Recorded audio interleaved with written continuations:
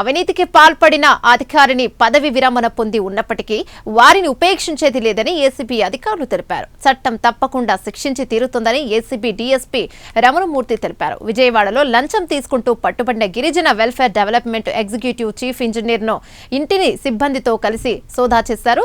తన కెరీర్లో లంచం తీసుకుంటూ 4 సార్లు ఏసీబీకి పట్టుబడిన ఏకైక వ్యక్తి శ్రీనివాస్ అని రమణమూర్తి తెలిపారు.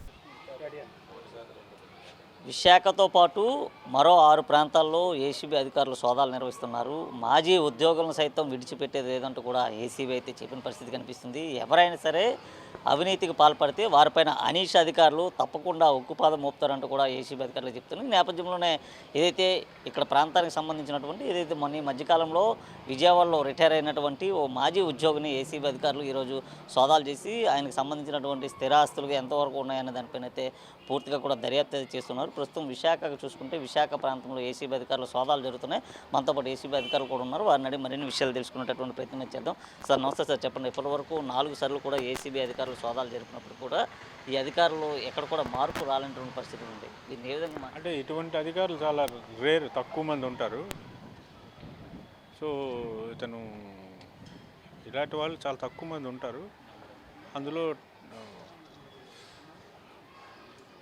అటువంటి అధికారులని తప్పదు, మా ఉద్యోగం మేము చేయాలి కదా. ఎక్కువగా అవినీతి నిరోధక శాఖ అధికారులు ఎక్కడైతే ప్రభుత్వ కార్యాలయాలు ఉన్నాయో ప్రభుత్వ కార్యాలయాల పైన సోదాలు చేస్తున్నారో దానికి సంబంధించి వారిపైన కేసులు నమోదవుతున్నాయి. వారు కోర్టులకు వెళ్తున్నారు. అక్కడ నుంచి జైలుకి కూడా వెళ్తున్నటువంటి జైలు జీవితాలు కూడా గడుపుతున్నారు. జైలు జీవితం గడిపి మరలా బయటకు వచ్చి కూడా మరలా పాత జీవితం వైపు వెళ్తున్నారు. లంచాలకు అలవాటు పడుతున్నారు. అసలు ప్రధాన కారణం ఏంటంటే ప్రధాన కారణం ఏంటంటే వాళ్ళకి నీతి లేకపోవడం అంతే. ధర్మం గురించి ఆలోచించరు, నీతి గురించి ఆలోచించరు. అయ్యి మనం ఎంత కష్టపడుతున్నాం, మనకి జీతం ఎంత ఇస్తుంది గవర్నమెంటు, ప్రజల తాలూకు ట్యాక్సులు కడితే ఆ ట్యాక్సుల ద్వారా వచ్చినటువంటి డబ్బులను మనం తింటున్నామే అన్నం రూపంలోని. మనం అన్నం తింటే ఆ తినే అన్నం మనం నీతిగా సంపాదించిందా అవినీతితో సంపాదించిందా అని ఆలోచించకపోవడం. ఓకే, కనీసం ఎవరికి దైవభక్తి లేకపోవడం, కనీసం మానవతా దృక్పథంతో ఆలోచించకపోవడం, సాటి మానవులను కానీ సబార్డినేట్లు కానీ నీచంగా చూడడం, ఈ బ్యాడ్ క్వాలిటీస్ అన్నీ ఉంటాయండి అవినీతి పరులకి. సో వీళ్ళు మారరు అంతే. వీళ్ళు జైలు జీవితం గడిపొచ్చిన తర్వాత మరలా ఇంకా అక్కడ రాటు దేరుతారు అంటారు. రాటు తేలిపోవడానికి అవకాశం ఉందండి. ఇప్పుడు ఒకసారి ముద్ర పడిపోయింది కదా, నాకేంటి గాడిద గుడ్డు, ఎవరినో పట్టుకుంటే మళ్ళీ ఉద్యోగం వచ్చేస్తుంది కదా అనేటువంటి ధీమా, అటువంటి ధీమాలో ఉన్న వాళ్ళకి ఏసీబీ ఊరుకోదండి, ఎంటపెట్టి కొట్టేస్తుంది, అందులో డౌట్ లేదు. ఈరోజు చూసుకుంటే 3 సార్లు ఏసీబీ ట్రాప్లో ఉన్నటువంటి వ్యక్తి 3 సార్లు కూడా ఏసీబీ పట్టుబడ్డాడు. ఈరోజు కూడా చూసుకుంటే అక్రమ ఆస్తులు అక్రమ సంపాదన కూడా కలిగి ఉన్నటువంటి పరిస్థితి ఉంది. ఈయన ఈరోజు మీకు అవైలబుల్లో ఉన్నాడు సార్?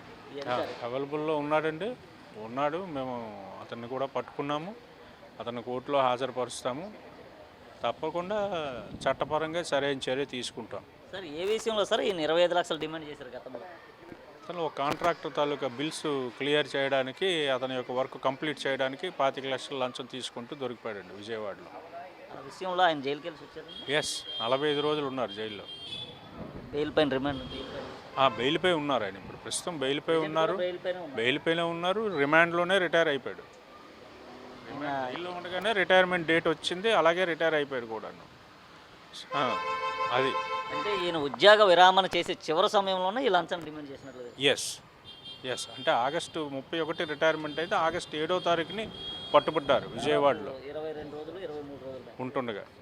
ఇప్పుడు ఇతనికి ఎలాంటి శిక్ష పడే అవకాశం ఉందంటారు సార్?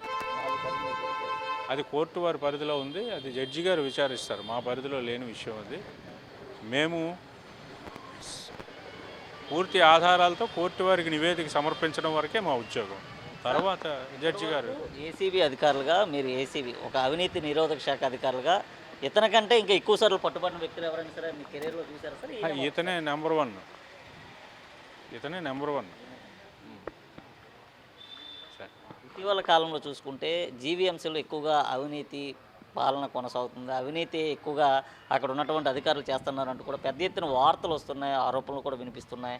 దీనిపైన ఏసీబీ ఏమైనా సరే అటువైపు దృష్టి సారించే అవకాశం? తప్పకుండానండి. మేము ఒక లాస్ట్ మంత్ అక్టోబర్ నెలాఖరిని అలాగే నవంబర్లో కూడా జీవీఎంసీ అధికారులను పట్టుకోవడం జరిగింది, ట్రాప్ చేయడం జరిగింది భీమిల్లోని. అలాగే మీరు చూస్తూనే ఉంటారు. అలాగే దేవరాపల్లిలో పట్టుకున్నాము, భీమిల్లో పట్టుకున్నాము, తర్వాత అనకాపల్లిలో పట్టుకున్నాము, తర్వాత నిన్న కాక మొన్న మన కొత్త గాజువాకలో పట్టుకున్నాము. ఏఎస్ఓ అసిస్టెంట్ సప్లై ఆఫీసర్ని పట్టుకున్నాము. సో ఇటువంటి అలాగే సబ్ రిజిస్ట్రార్ ఆఫీసెస్ కూడా మేము సోదాలు చేశాము. సో మా ప్రయత్నం మేము చేస్తాం. కాకపోతే ప్రజలు ఏంటంటే నిర్భయంగా ధైర్యంగా మా దగ్గరికి వచ్చి కంప్లైంట్ చేయగలగాలి.